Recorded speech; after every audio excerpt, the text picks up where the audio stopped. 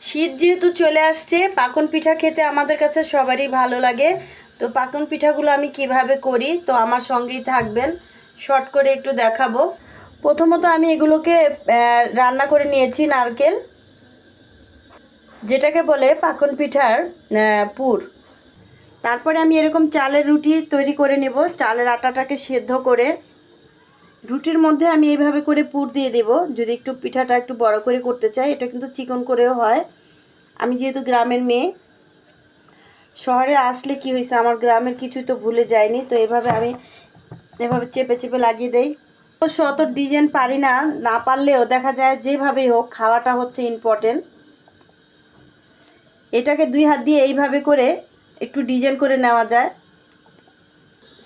এইভাবে এই যে চুলার উপরে তাওয়ায় ছেঁকে নেওয়া যায়, এই পিঠ একটু ডিজাইন করলে ডিজাইন করা যায়, ডিজাইন ছাড়াও। ডিজাইনটা একটু দেখতে ভালো লাগে, আর ডিজাইন ছাড়াটা একটু এরকম।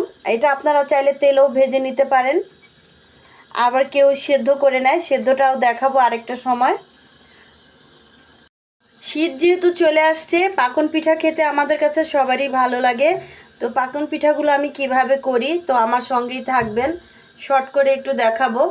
প্রথমত আমি এগুলোকে রান্না করে নিয়েছি নারকেল, যেটাকে বলে পাকন পিঠার পুর।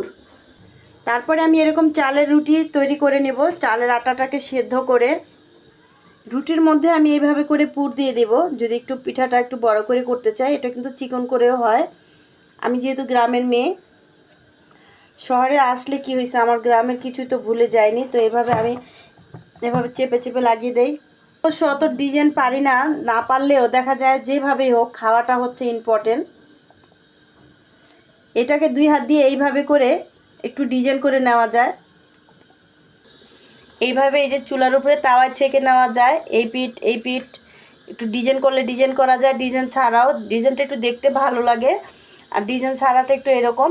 এটা আপনারা চাইলে তেলেও ভেজে নিতে পারেন, আবার কেউ সেদ্ধ করে নেয়, সেদ্ধটাও দেখাবো আরেকটা সময়।